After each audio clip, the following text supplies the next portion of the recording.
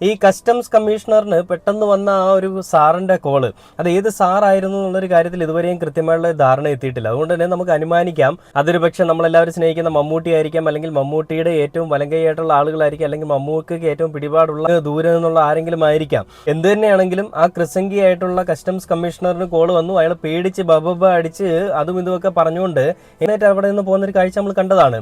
അപ്പോൾ ഇയാൾക്ക് പറയാനായിട്ട് പ്രത്യേകിച്ച് കാര്യങ്ങളൊന്നുമില്ല. പെട്ടെന്ന് വന്നിരുന്നതിന് ഈ കോളെല്ലാം വിളിച്ചതിന് ശേഷം ഇയാൾക്ക് എന്തോ വാക്കുകൾ കിട്ടുന്നില്ല, എന്നൊക്കെ പറഞ്ഞുകൊണ്ട് എന്തോ പറയുകയാണ്.